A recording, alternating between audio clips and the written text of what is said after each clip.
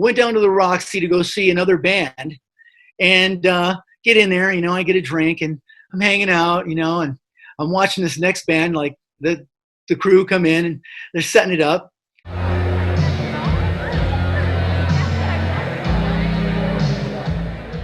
So next thing you know, the lights go down, and the show starts, and this guy starts with a drum solo.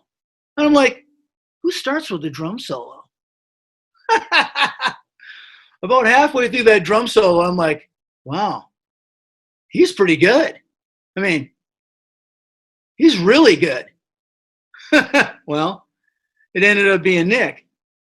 And I don't know. It was kind of weird and kind of oddball and kind of quirky at the time, but, it worked. I never forgot it. Let's put it that way.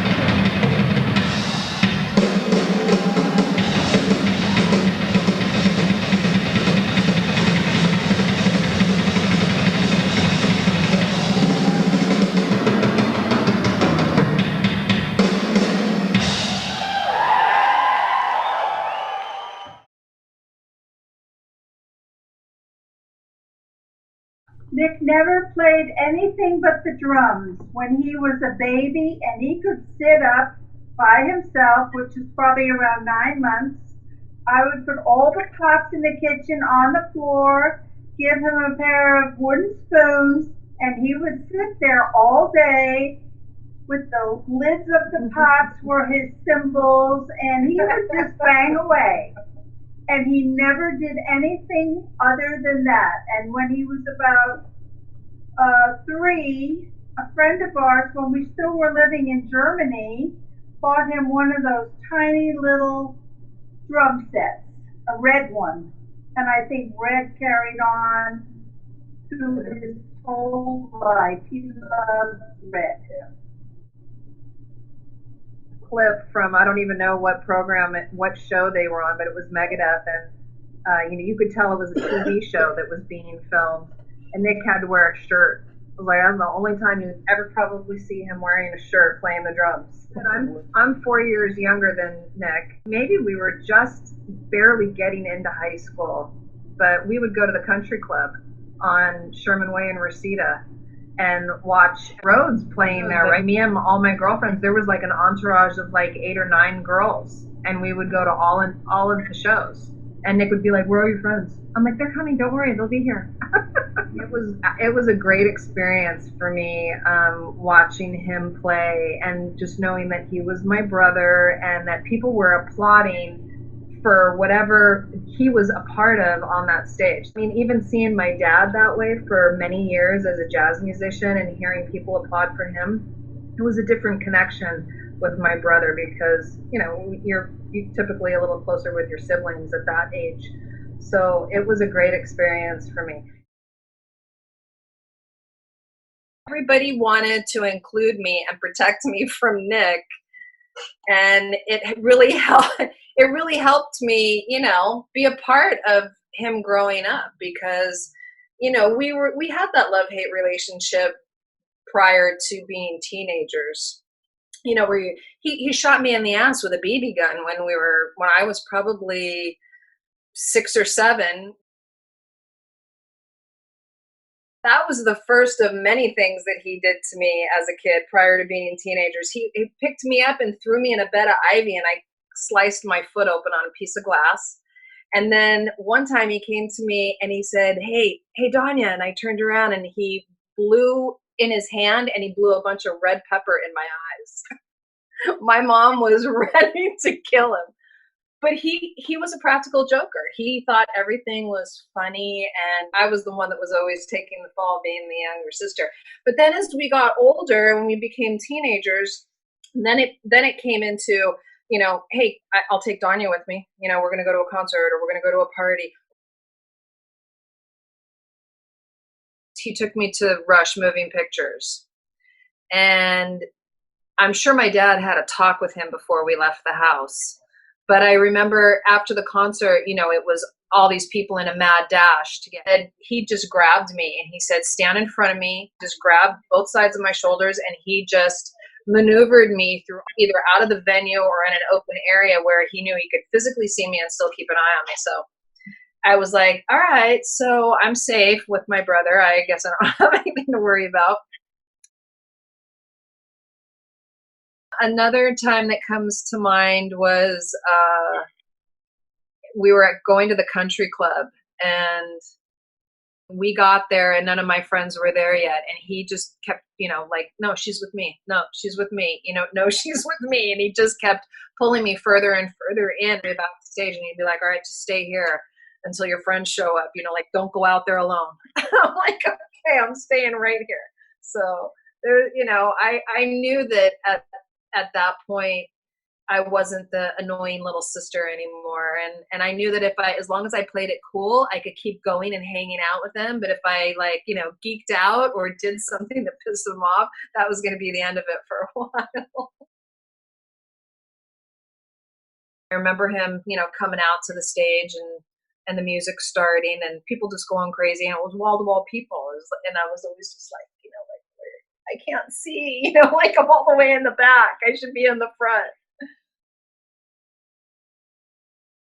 My mom was very open. She had an open door policy. She would rather have all the kids hanging at our house, whatever came with that, whether you were drinking beer, smoking pot, she'd go in the kitchen and she would make a full meal for however many people were in that house.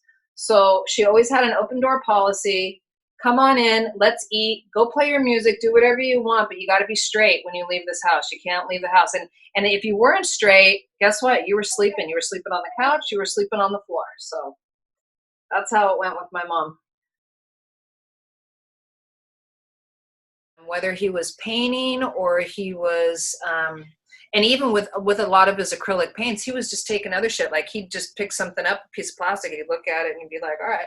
And he'd just slap it on the painting and he'd mix a bunch of acrylic paint in with it. And then all of a sudden he had this 3D texture of what was going on there.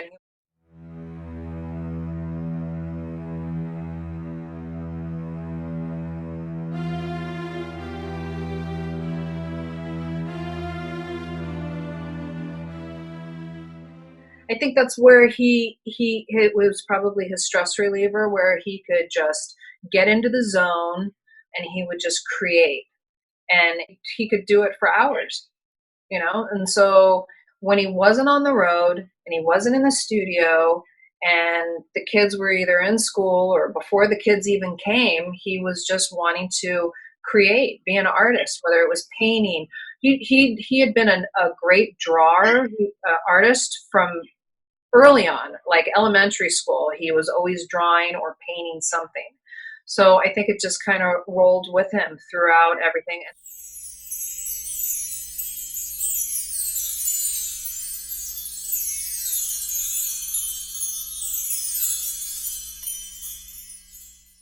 And then he would start to get into taking old drums that were broken, and then he would repair them, and then he'd put this really cool like marbleized metallic skin on them or whatever. And then all of a sudden he was creating like a new drum set. And people were like, hey, where'd you get the drums? He's like, oh, I made it. And they were like, what? So he was always working with something. I could talk about Nick forever. I try to share as much as I can on my Instagram page. Just share pictures and stories and memories and whatever. We just really appreciate everybody out there who who shows all the love and support for Nick. Thank you.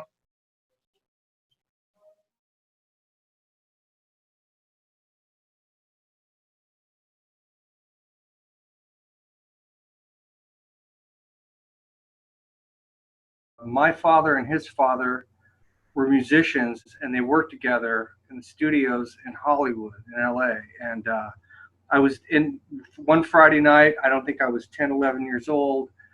They were in a studio together, and my dad introduced me to Don and said, "Hey, this is my son Nelson. He's a drummer." And he said, "Wow, that's crazy. My son Nick is a drummer." And he had just moved into Magnolia House, like one block over from us on Hartsick. So that was the first thing where it was common. And I don't think it was 2 weeks after that, Nick rolled down the street on his bicycle, you know, and I recognized his glasses and the description that his father had told me. And I asked a kid that was with me at the time, I said, "Who's that?" And he said, "That's Nick."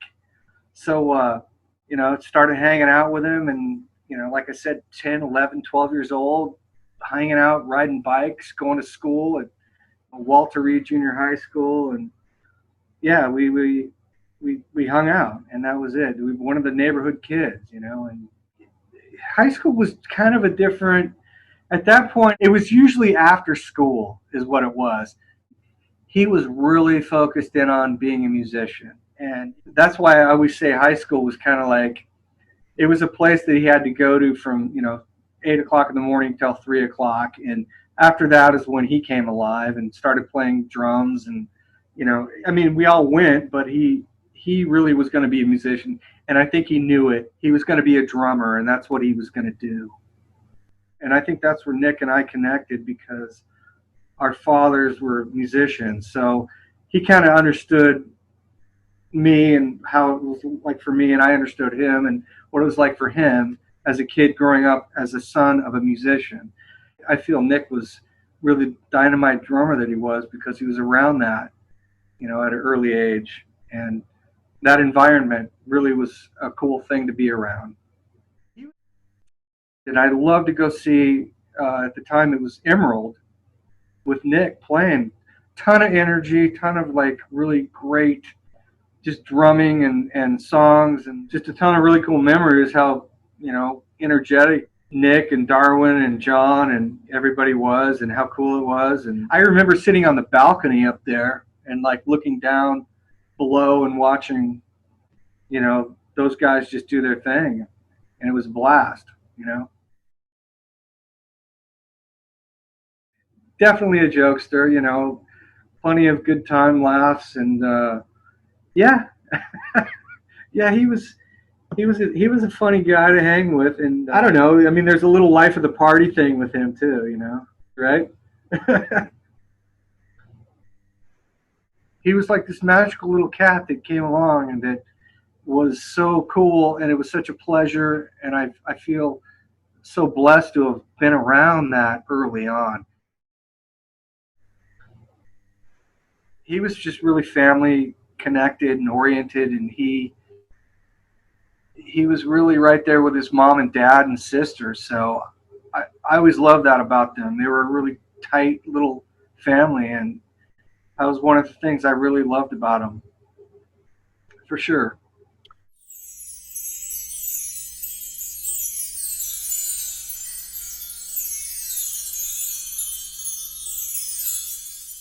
I met Nick through my brother, Robin. I met him and we just clicked. He played baseball, and we would play a game called Over the Line, and, you know, go over his house. His dad had a studio downstairs, and there'd be a couple other kids, and he'd be playing drums, and this other guy, Nelson, they would play drums together. To be playing to Boston, a little bit of Aerosmith, etc. And it just kind of unfolded. I got to know their family really well, and Rose and Don and Danya, and was always welcome in their house. And I knew what time food was being made. And I really did. And I would talk to Rose about that later. It was always about 6. She would just go, "Come in, have a seat." Yeah. But yeah, Nick was a great guy, man. He was very charismatic, and just natural, pretty much natural at what he took on, and studied what he needed to get better. Whether it was with Gumby, Darwin, Nick, they would be playing at Goodman Music. I could go there. I was welcome there. But just like outside looking in, I was like a non-musician friend. All of his friends most of them were musicians or, picked up the instruments, but that's not how we knew each other. I lived about 5 houses down, and he had a swimming pool, and, it was that type of a thing. But we all kind of connected. And I even remember one time he said, "Hey, I've got an extra ticket to a concert." And I was like, "What is it?" Ozzy Osbourne, I think it was 1981 New Year's Eve. He goes, "There's going to be a couple of my friends there." And it was Gumby, his girlfriend Peg, and Darwin. We went to this concert. It was Ozzy Osbourne with Randy Rhoads, and there was Rudy Sarzo and Tommy Aldridge on drums, way up on this riser, and that was my introduction into that set of friends that he had.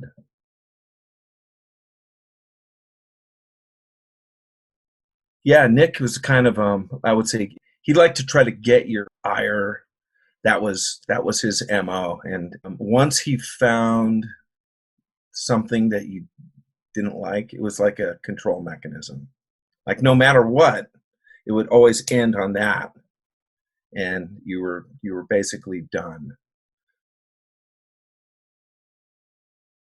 It wasn't so much not like a joke or a practical joke. It was just he held the floor. He would be like holding court.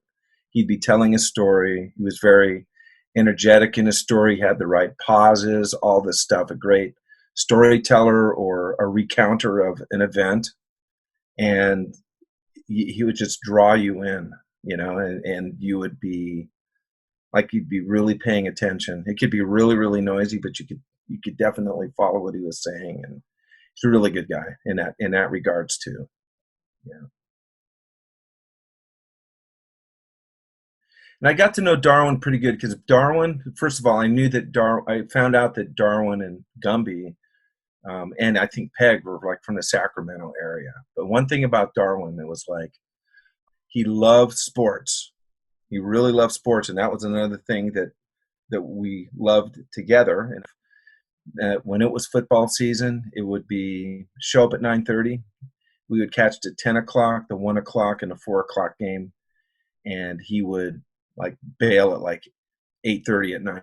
He was practically there like 11 hours every NFL Sunday. He was an awesome bass player. I knew that. Even though I wasn't a musician, I knew it sounded good and sounded right.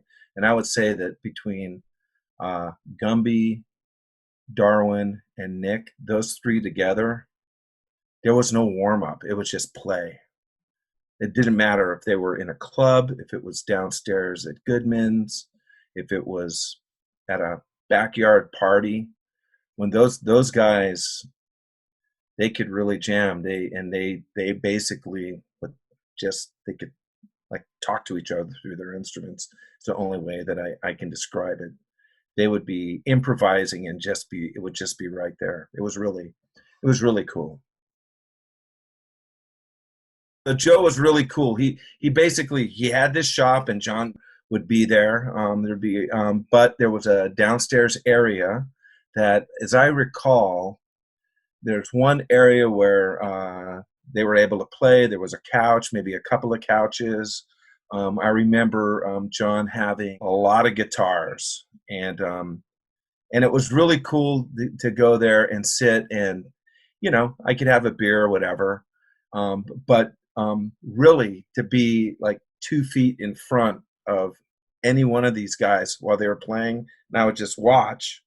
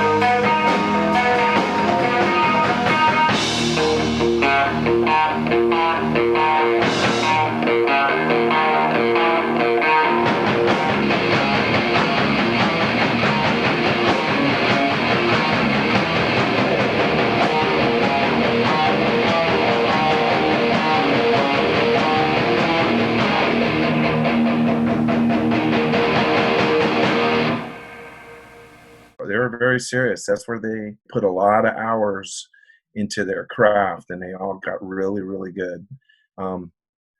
If I'm not mistaken, I know that Gumby and Darwin might have been a couple of years older than Nick, maybe 3 or 4. But Gumby ran the show, you know, that was for sure. It was really cool to go there. You're welcome there. Not necessarily a lot of people, but it was all business. They were really trying to get somewhere with their music, and they had a lot of songs. Again, they were really tight. They might do some Led Zeppelin covers, but yeah, they could really pull it off, and it was good times. It was good times. I saw a couple of shows at the country club. I got a couple of interesting stories about that. One, well, once they let me videotape one time at a gig. I had the camera, and the whole concert, I was bouncing with it, like, you know. And Gumby got really pissed when he saw the video. He's like, "Who the hell did this?"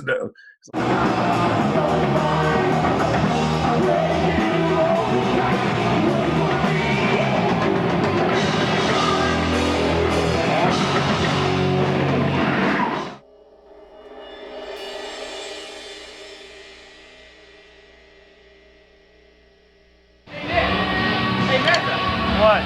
Dude, you think Hey Robbie, so what do you think, dude? You got Nick ready on. What do you think?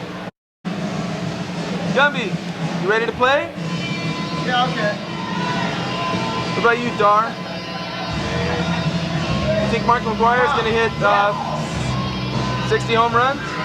Yeah, maybe 70. Really?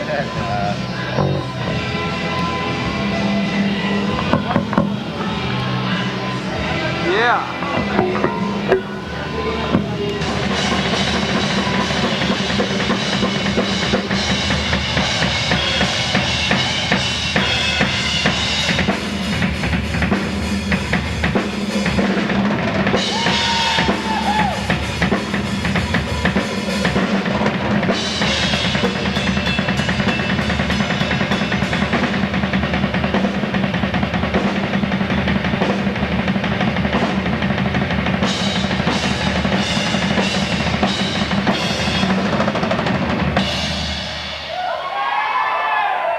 I remember one time when we were there that the guys from Rat were there, and they were upstairs. There was an upstairs part, and I remember specifically looking, like, I knew that this dude that was like 10 feet away from me was the drummer from Rat. I knew that, and they were big, but I was looking at him, looking at Nick, and he looked like he was defeated. It was pretty funny. It was like his face was just kind of like he was getting a lesson. I hate to say it. It's the first time I've ever really like said it publicly or whatever. But yeah, that was really interesting. And at that point, I was like, wow, those guys are big. And this was probably this had to be years before Nick did the Megadeth thing. But yeah, I definitely remember the look on the dude's face and watching him. It was kind of because Nick could really slay the drums. You know, he had this, like, he was just a natural. He was not like, that wasn't Nick. I would like to say that drumming wasn't Nick. Nick was like this unique dude. He was an artist. He could do all kinds of different things. That was his flair, and drums just happened to be something that he did, right? And he did make his money at it, definitely, but he was a very talented guy with sculptures, or even if he did tile work, or you know, he came up here in Washington, and he actually carved like a little, I don't know, looks like maybe something that would be on a totem pole or on Easter Island or something like that, at the top of a walking stick, and he like carved it in, like, I don't know, an hour. It's in our place that we have a little getaway, but he made that for my son Orion, and you know, he would do sculpture stuff, whatever. That was Nick, man. He was an artist, and he happened to play drums, and he played them very well, you know. And he never told you that he was really good. His drums told you. He was an ego dude, but it was never like, he would never put it in your face that he could crush you or anything like that. It just wasn't him. That wasn't his style.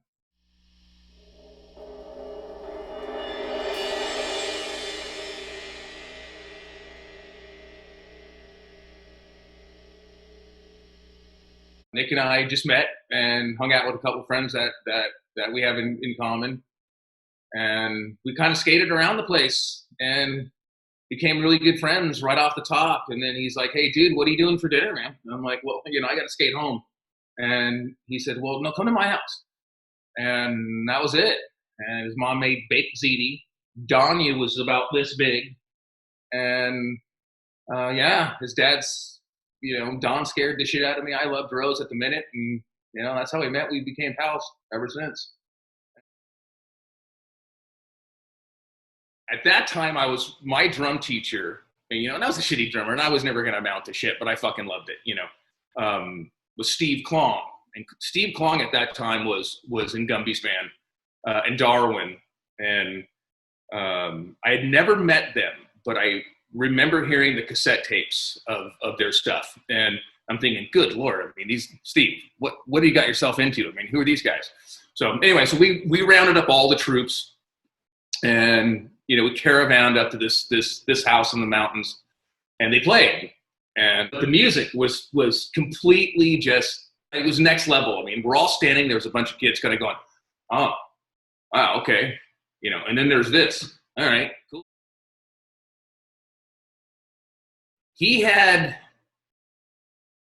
I think he had three emotions, love and kindness all in one, prodigy drumming, and just like to see how far he can twist the fucking nipples, he did that better than anybody. I'll tell you a quick story. I was trying to get him to go surfing with me, and he did it periodically, and he was pretty good at it until he wiped out one time and he was done with it. So he's like, "Fuck it, I'm too valuable." And he was. But one time I grabbed all the guys together. This is a fucking Nick prank. So all of us loaded up, and we're spending the night at the beach. We got plenty of fucking everything, and everything was good. And so I get, they come pick me up last. So I roll up on Scott's, fucking VW bus, and I'm tying longboards, strap racks, and the whole fucking thing. Well, I look back, and I'm, kind of gander in the back, and I'm like, "Where's Nick?" He's like, "Oh, he didn't make it." I go, "Are you fucking kidding me? What a fucking tool. No way." I knew he was going to flake out. He did that. And so I'm sitting in the front seat.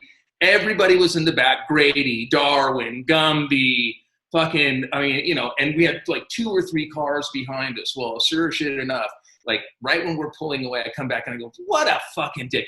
I look, turn around. He jumps out of the blanket, goes, "Ha!" and throws this fucking thing, and it just like fucking catches me in the eye, cuts my eye. And I started bleeding for the next 2 days. And he's like, "Dude, I'm sorry about that." He goes, "Eh."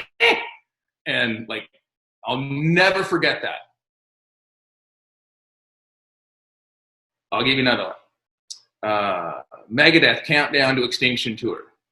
Front row, Thomas Mack Arena, Las Vegas. We're all dressed up. I had my girlfriend at the time, and my friend and his wife at the same time.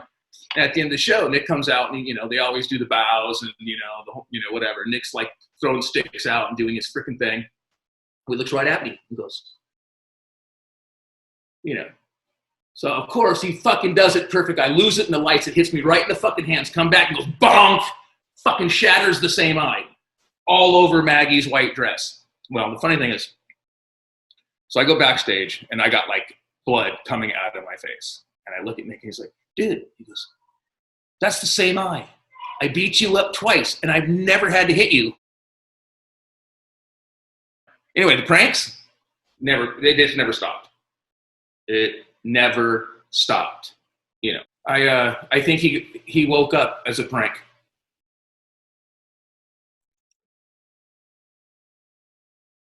Chuck Landis Country Club on Sherman Way in Reseda. I think that was kind of like the primary gig back in the day, because the Whiskey and the Roxy, Troubadour, those are all great gigs. But what you really inspired to play was you kind of inspired to play that place because it was the only place that was big. I mean, really big. And all of our heavy bands came through there. I mean, I think, didn't we all go to like the Master of Puppets, release party there? Saw YNT. So that was a really good venue. And they always treated us really well. And that was plus it sounded really good in the house. Neil Schaefer was our sound guy at the time, I think. And, and Nick hit this fucking drum so hard anyway, but that was a big room. That was a good times. All the guys were like, fucking heavy into Zep, and, Nick knew how to play it. Gumby knew exactly how to do it. And of course, Darwin, he didn't even have to show up. All he had to do was just stand there and play. I mean, you never, gave him no never mind. It was just a perfect fit. Well, that was his thing, man. I mean, every Flash has got his hat, I mean, everybody had his thing, and his thing was a scarf. And I think that, like, how many scarves did we have to buy that fucker? Because, I mean, he like, we had this opening set, and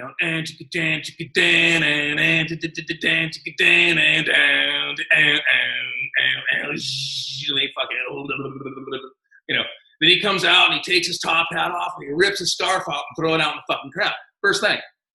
He's just like, and he gets back in the bus at the end of the night and he's like, dude, where's my scarf?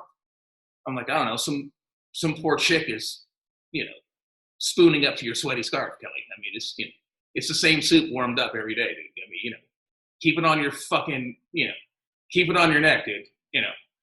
So, well, I want my scarf back. Well, you better go find the chicks. I mean, what the fuck, So, yeah. The scarf.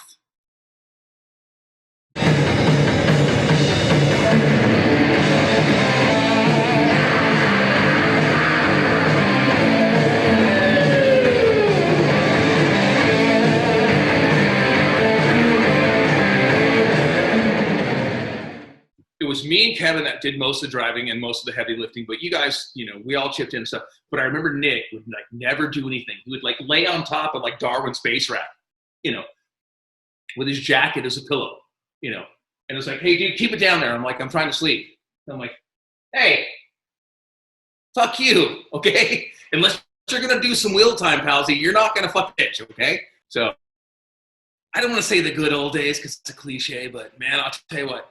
And I know John, and I know Darwin, and I know Nick. We would, if they were all here, they would all just say, dude, I would kill to have 1 week just to do that once again. And I'm sorry, and Kevin too. I mean, team metal. That's what we were. And it was probably the best time of my life. In my youth, indeed.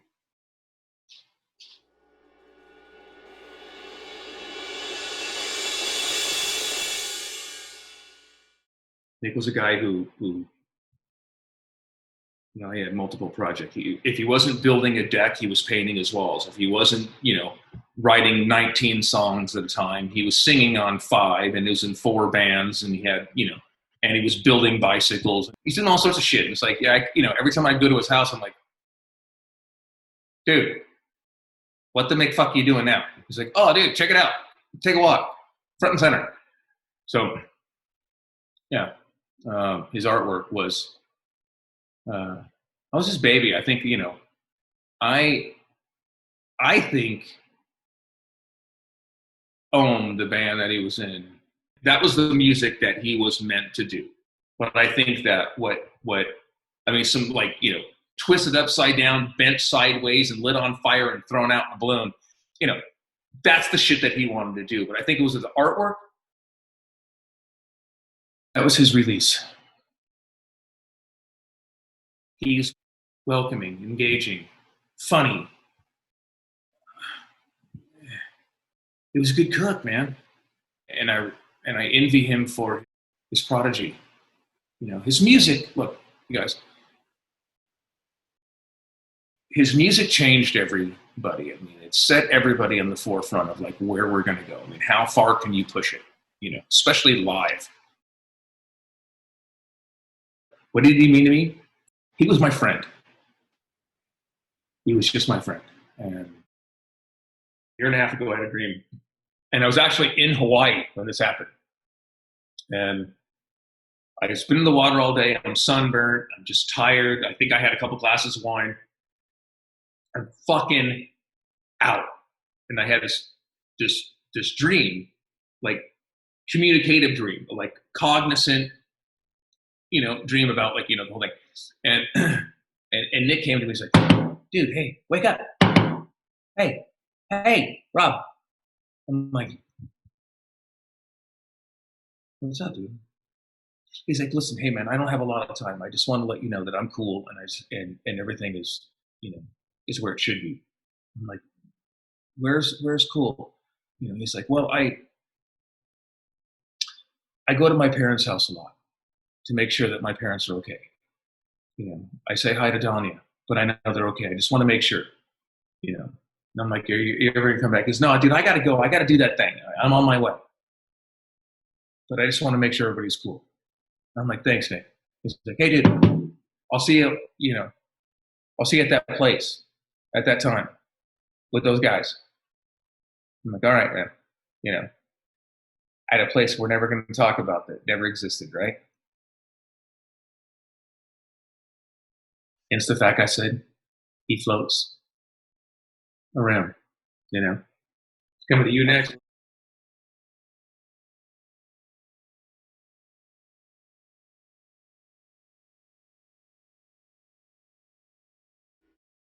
Nick and I pretty much hung out just about every day. His family, the family thought of me as their number 2 son. They actually called me 2. And, if we weren't recording music and fucking around, writing songs, we were pretty much doing artwork every day. So Nick was really inspirational in terms of getting me motivated to do something every day. He was always driven to do stuff, and so that I found to be extremely good for my soul. And we did a lot of artwork together. I mean, painting, sculptures.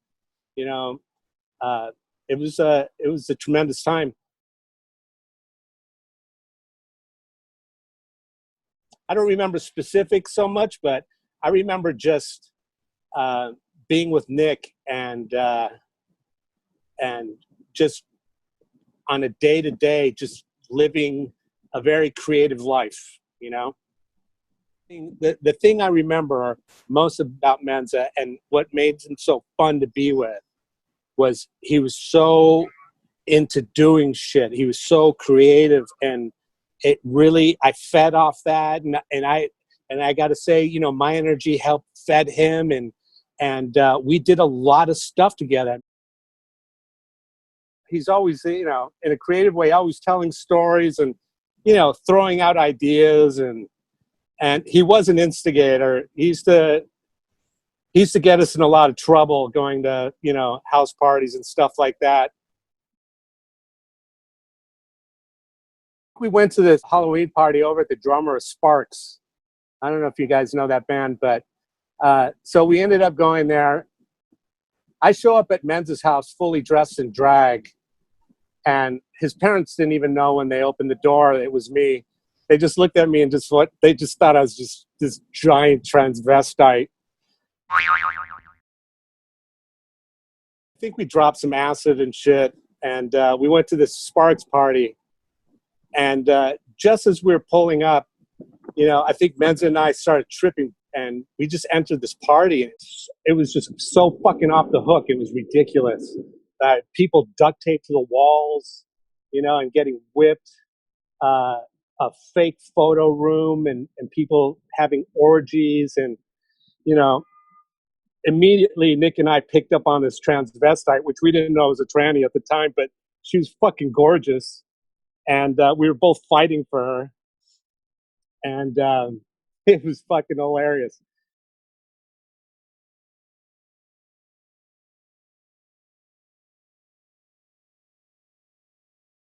And I met my girlfriend there at that party. Her name was Liz Sivius, and she had a band called Pretty Ugly.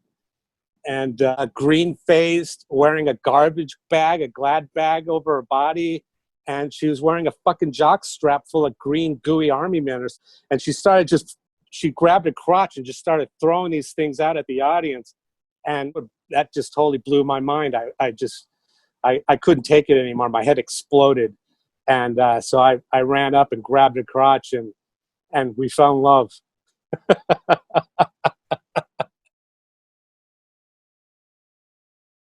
No one can play Led Zeppelin. No one can play Bonham like Nick Menza. I mean, he was just, I couldn't ask for a better person to jam with or learn how to jam music with. It was amazing. You know, it taught me a lot just to be part of his groove. You know, that shit was crazy time. You know, I mean, we were outrageous human beings, children. You know, partying, getting women. Nick and I were actually like Batman and Robin as far as pulling chicks. And the country club was a great place to be. You know, Metallica, all sorts of fucking bands went through there. It was a great time.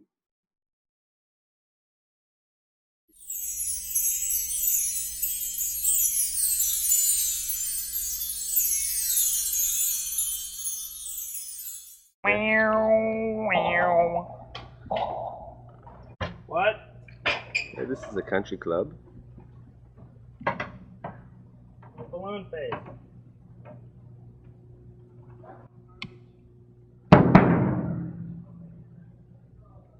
That's Rob Schaefer right there. He's Mr. Crewman. Serious documentation? Yeah. And this is Neil? I'm Neil. Yeah, that's Neil. And there, the band is hard at work, doing what they can to make this show go all right. Me fucking too. Darwin, he's the bass player. He's working hard. Oh, and that's Johnny. Yeah, where is he? He's somewhere around here. And that's Nick. Nice kid, huh? Ooh-wee. There's Robbie. Today's Nick's birthday. He's having fun. Yeah, that's him. That's his birthday right there. Yeah. But where I come from.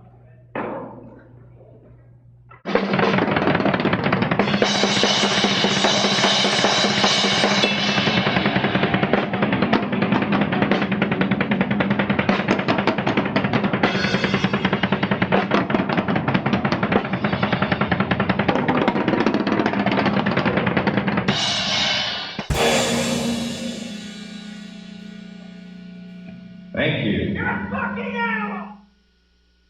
I remember one time we were walking by the Roxy, and a cop car pulls out in front of us.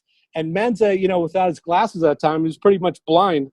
And as soon as the cop car pulls out, I try to hold Menza back, and instead, Menza gets all irate and starts kicking the fucking front fender and shit. And the cops come out and they try to arrest him. And I told him, you know, I got him out of trouble because I told him, you know, he needed glasses. He didn't know. So that was a little scary. But one time we're driving down Sunset Boulevard, and we pull out of this one club, and as we're pulling out, the cops pull us over. The cop comes up to the window and goes, "You guys got any drugs, alcohol, or guns?" And Menza looks through the window and goes, "What do you need?" And boom, it was like we were on the ground, hands behind our backs. It was hilarious. But yeah, Nick used to get us in trouble that way. He's opened his mouth, and you know, somehow we managed to slither through the jail thing. Yeah. So yeah, it's good times. Good fucking times.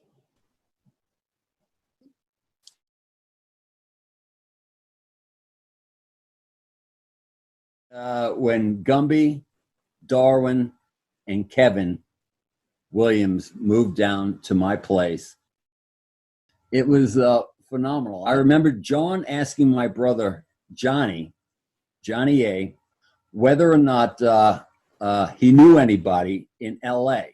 And my brother John said, yeah, my brother's down there. He knows the music. He's a pretty cool guy.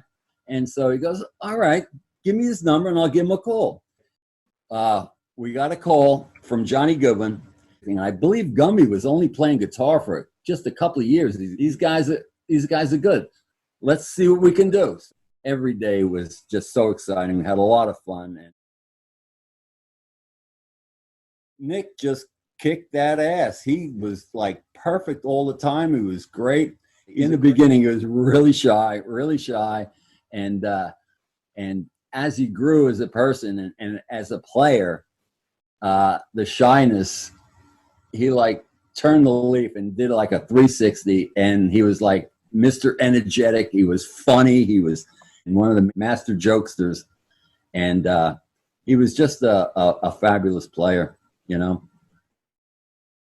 All the band members with Gumby, Darwin, Nick, and Kevin, they are probably best friends in my life. I mean, they're all beautiful guys. Never, ever had an argument with anybody. Everybody was beautiful. And it was just such an incredible, beautiful 40 years together. Just remarkable. Thank you, man. I appreciate it.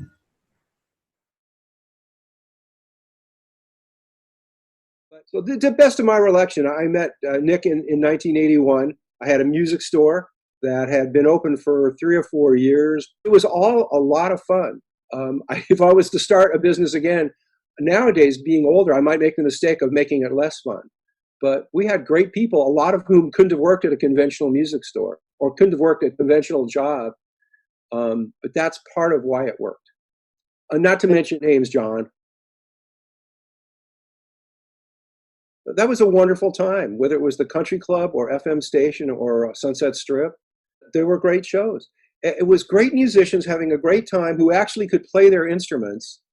John is one of the best guitar players I ever met. So Darwin was great. Nick was great. This was high quality music combined with the necessary theatrics of the 80s, which, you know, you had to have some kind of look or glam.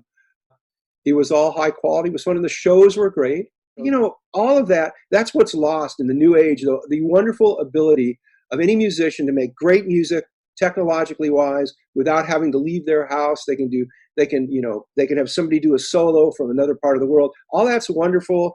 And they can write, they don't even have to play an instrument. They can write it all on a computer keypad. But what's missing, what was great about that period and those guys and other bands was the interaction.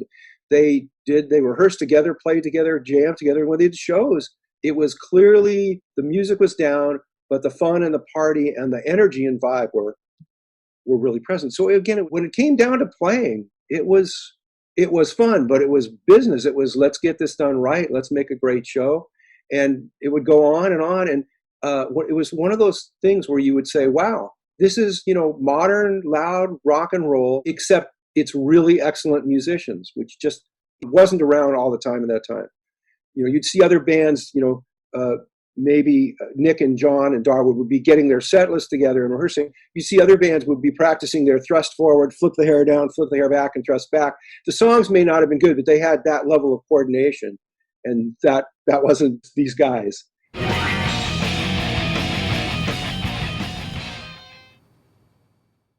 The music with Nick and Darwin and John was just really, really good, and a lot of it was really, really new and modern and going in great directions and very musical.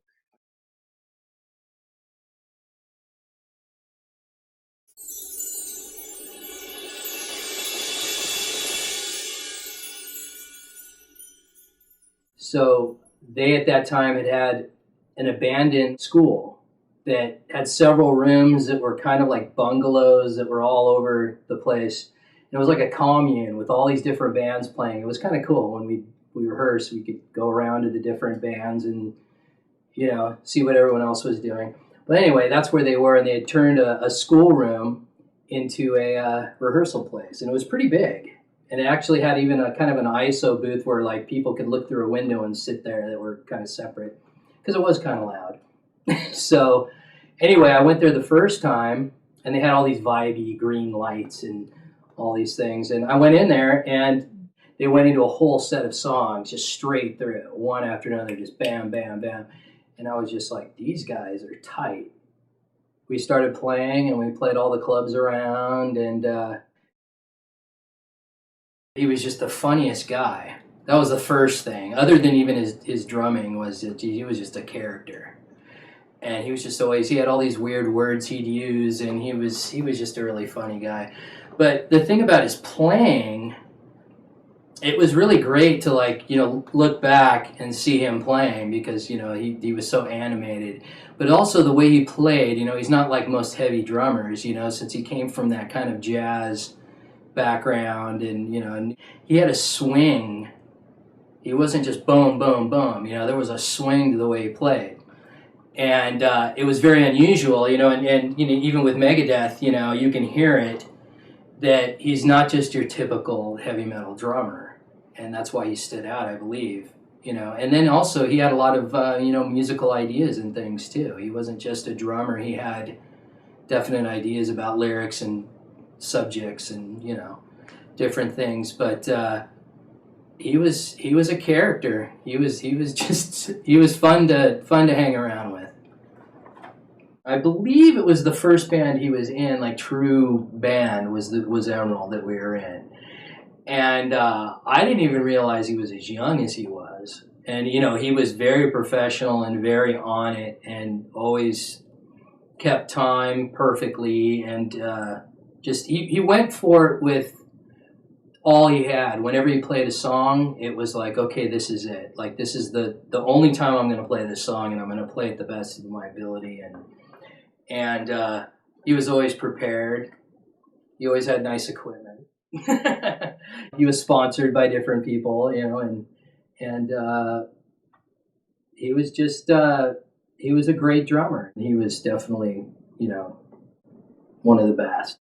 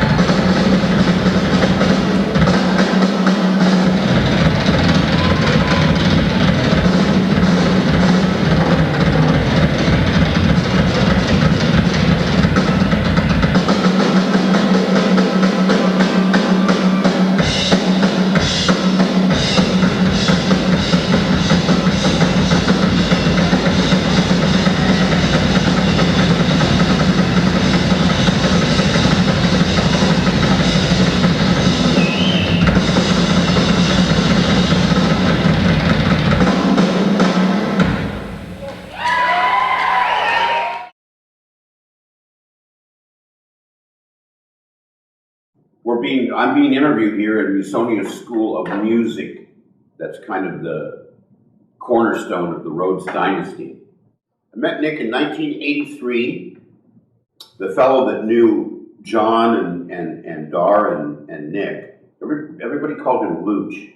And he ran into the guy that I knew, and they were talking amongst themselves. And the guy said, "Hey, I got a band that needs a singer." And the guy that I was working with at the time, he said, "Well, I have a singer that needs a band. So let's see if we can't pair them up." They were called Emerald. They kind of like put us together, and I remember lots of energy.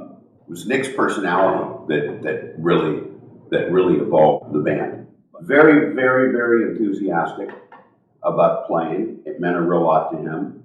But he was just so into the whole presentation and the whole thing that his enthusiasm was great.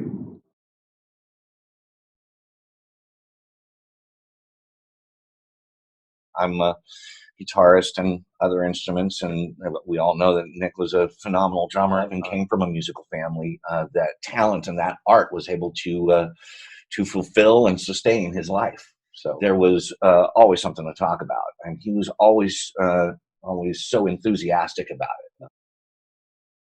And he was also on the forefront of a lot of computer technology. He, when he realized what computers could do, he immediately grabbed hold of it.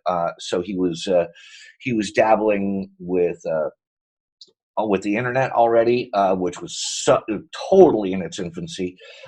Max was a friend, and he was coming around a lot. And Max was dabbling in computer animation, which was just getting rolling at the time, and then as well recording, using your home computer as a recording device. And he did, and he went whole hog on it. And despite having no real knowledge about how compressors or EQs or mics or the inner workings of being a good recording engineer, didn't daunt him at all. It's like, man, both, let's go. He set it up, and he's always just so enthusiastic about music, and it made him irresistible to be around. He was just such it's like, yeah, let's hang out with Nick. He's a good time. Even though he came off harsh, if you didn't know him from time to time, he was always loving in his heart. So when you would leave, he would say, nice fucking knowing you.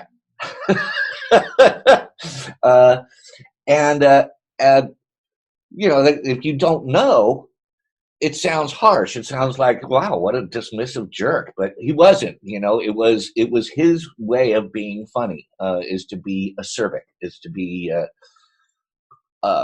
pretentiously contentious, if you will. But Nick was not an aggressive, angry guy by any stretch of the imagination. He was actually a pretty soft-spoken, loving, contemplative, thoughtful guy, and very generous. And to his credit, he never, through band separation, through family problems, through illnesses, through whatever it was that he went through, he never, ever lost that love of life. Even when I saw there was probably a good 5 or 6 years in there that I didn't see him. And when I saw him the next time, it's like, yeah, man, I'm hooked up with this cymbal company now, and I'm just loving it, and it's really cool. And he was just so into it. Nothing. I mean, there were certain things that happened to him that had any of us been gone through, would have probably reacted negatively to. But the big picture is that he never got down. He never lost his enthusiasm or his love of life. And as I said earlier, that was infectious. It was irresistible. I always paid attention to what he played, and from my point of view, from where I sat, the guy was solid as a rock. I mean, that was one thing about it, is that he designed his playing in conjunction with Dave and in conjunction with the producers. He designed his parts for them to be, I don't want to say mechanical, because that means that he didn't play soulfully, and he did. He played with a lot of passion, but they were very, very rigid. They were very, very on the numbers by design. Quite like Neil Peart, if you will. Neil Peart has a lot of, and who was, and why wouldn't he be, a huge favorite of Nick's. And the way that Peart quite often will divide things in fours, even though it's very technical, it's very squared off. and Nick designed his parts similarly. And so, in my observation, I never found him to be a rusher or a dragger. I found him to be extremely nailed with his tempo. I do know that like every musician, he worked hard to get to the point where it was that he could play those parts play them with serious authority, as we all do. If there's something challenging, we're not going to do it correctly the first time. But that never daunted him. If he had something that was challenging, he worked on it until he got it. And the proof is in the pudding, because you listen to those records and it's spot on. Those are the highlight of Megadeth. Those are the best things that they ever did. And it was those four guys, that particular combination, that really made that success happen. No one man can be a success. It always takes others. It always takes others. And Nick's contribution to that band, however socially contentious it might have been, was undeniable musically. He walked out and killed it. He was a full-on showman with his floating drum kit and all his cymbals all the way around, his gigantic crash cymbals. Every single one of his crash cymbals was like that. It was hilarious. It's like, bigger is better, man. Go for it.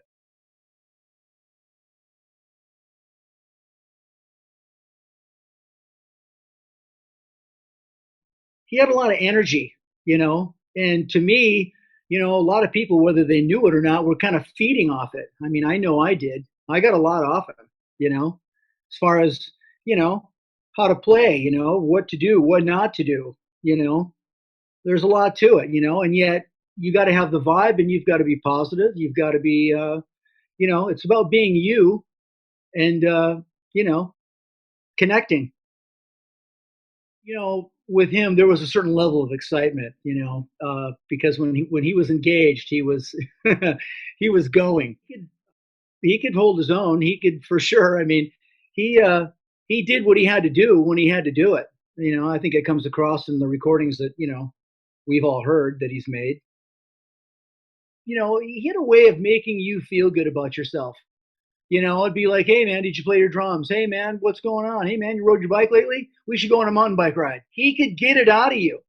And there was something to him. The guy had an aura, and he had an immense amount of energy that just, came out. And it really energized everyone around him, not only him.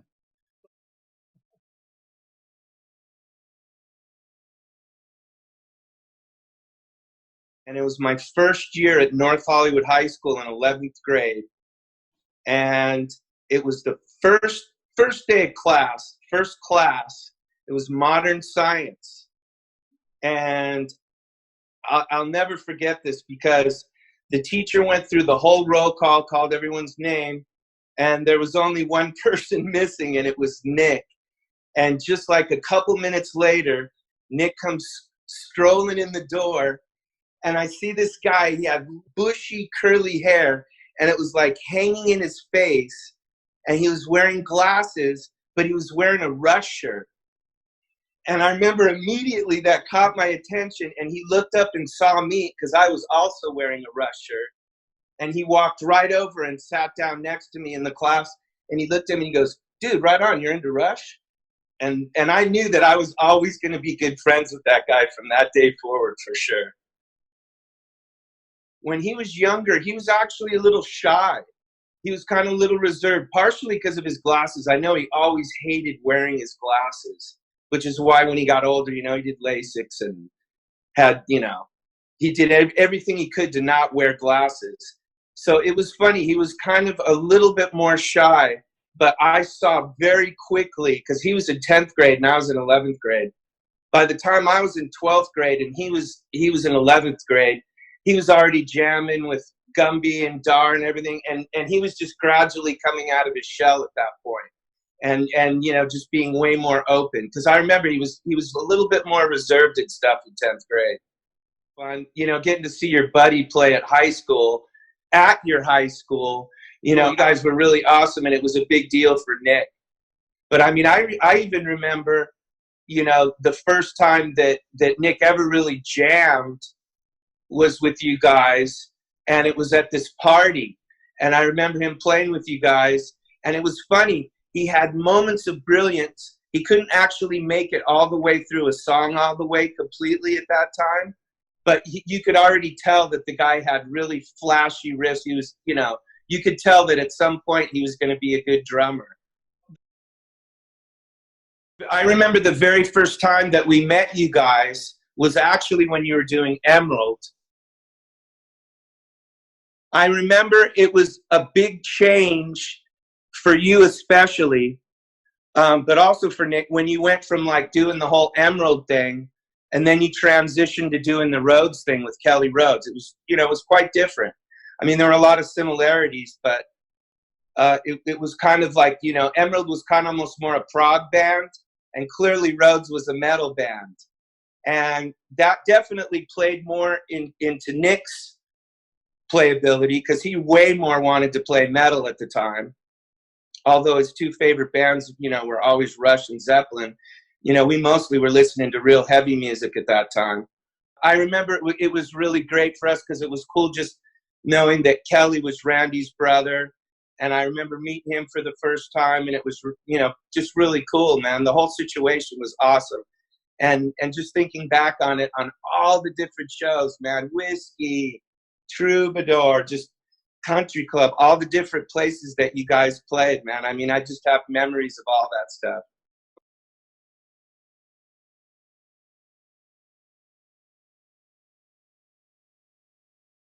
One of the things I do remember from when I first started playing with John is he would play me stuff that they did in the past. And all three of them, is there was a lot of progressive, almost fusion-y music in them. So, you know, being known as a drummer for Megadeth, I mean, you're a metal guy, but Nick was a hell of a lot more versatile than that. What a fluid guy, and what a and the same with Dar. He could play that stuff too, man. You know, it was driving, man, and fluid, really fluid. Probably one of the most fluid drummers that I've seen. You guys were doing that stuff way back then. He had a lot more to show as a drummer than that. That's for damn sure.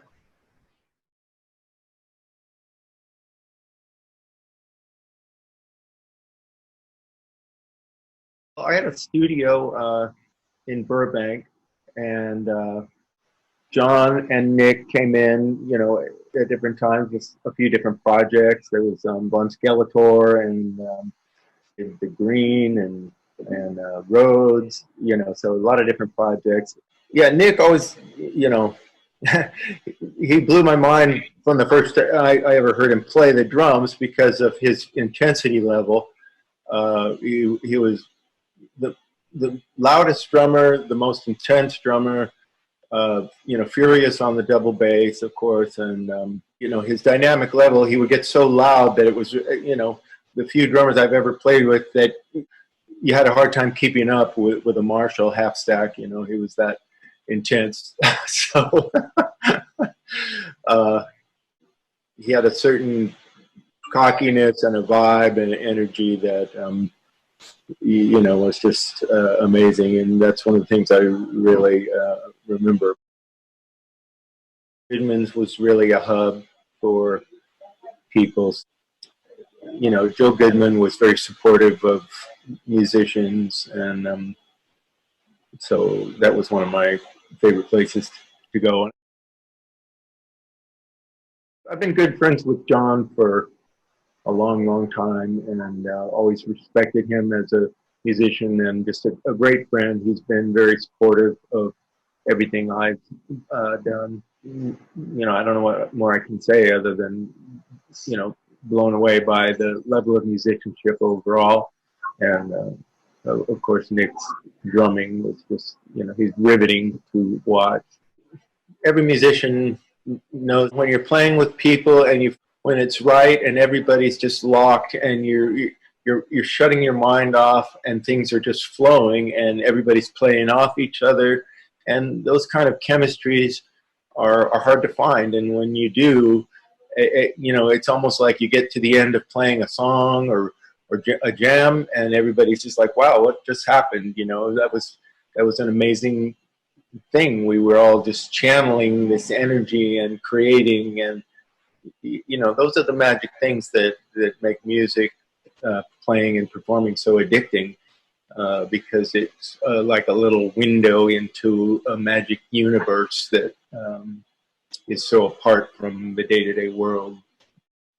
You know, the chemistry between those guys was just one of those rare chemistries that you know, was produced out of more than just musicians, but best friends.